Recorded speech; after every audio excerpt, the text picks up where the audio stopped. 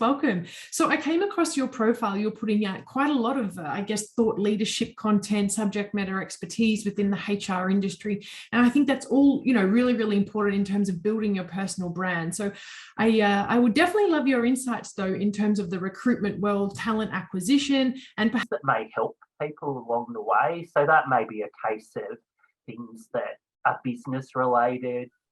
A lot of things lately have been personal, but there's always a business twist. So it might be personal, but it's juggling, say, work-life balance, say, maybe family, personal activities, and so forth. Yeah, absolutely. I think, and you probably hit the nail on the head, but personal branding can certainly help people if they're trying to transition to the next role, if they're trying to get headhunted or, just, I guess, noticed in terms of what accomplishments. From, I guess, an attraction perspective, it's an interesting one. We're sitting at unemployment at, I think it's 3.9% in Australia and around 3.1% in New Zealand, which are the main markets I focus on. So it is a very, very employees or candidate market at the moment. I believe in terms of talent attraction, it's not a one size fits all. So, for example, I'm not just going to go on LinkedIn and go in mail. Sometimes that works, sometimes it doesn't. I look at it from a whole, like circular pace. If you imagine a graph with different slices of the pie, and then working through that. So, a lot of people say advertising is a waste of time. So people say traditional job platforms, including one of the large ones in Australia, is a waste of time. If you're doing it the old school way, yeah, it is. What I found is focusing on the candidate. So looking at things such as making it, what would you say? If you were selling a product or a service to someone, you would talk about this is what you get, this is what's in it for you, these are the benefits. I've taken recruitment or talent acquisition to that level and saying, okay, candidate A, here's what we're offering you, and focusing on that as the initial stages, then talking about who they are and the sort of fit for the role, and obviously skill set. We still need someone to do the job, and then about what they're doing. So it's more about that. The other thing I focus on as well is the medium the person will be looking at. So traditionally, ads have been focused on someone scrolling through their email or computer. Now we've also got to be very mindful of mobile devices and looking at going, okay, well, my ad most likely probably 75% chance is going to be read on a mobile. So making your ad fit for that. A bit of work-life balance. How does one manage it when working with home? A lot of people have got the young families, but they still want to making sure that they're excelling in their work. Would you have any tips for even onboarding? A couple of ideas as well with our team where we're going to have an activity over time where we'll do little get to know you sessions, which is really exciting. So those things are really important. From a mental health perspective, I've got a young child at home. My wife's on maternity leave at the moment, so that's really good, able to help out. But at the same time, sometimes I need a little bit of space. So I've actually got something signed up, so I can do 5 days a month at a co-working space at a great place that's just a couple of suburbs away. I also have a membership with WeWork as well. So that's something that I do where sometimes I catch up with friends and we work together. That's when I need to go out into the city. So that's a fantastic way of doing that. From an onboarding perspective, it is a little bit trickier. What I have found has worked is, look, where possible, do a face-to-face on the first day.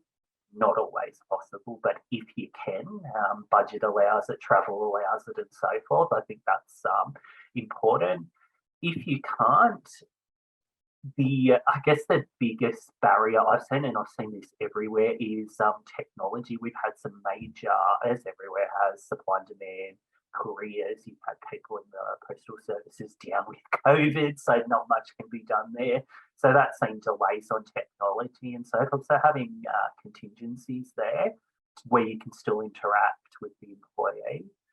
I think what's also important is, as a leader, setting up different appointments. When I say appointments, just casual catch-ups with different people in the organisation, so stakeholders, team members, and so forth, so that you get that initial rundown. I was very impressed with Stanley Black and Decker. I actually was able to start a little bit earlier than I planned, by about a week, I think it was, and the business was very willing to accommodate me and get me on board. And it was a lot of I guess a lot of interacting with people, meeting people virtually, of course, and having those conversations, and just getting to know the business slowly but surely.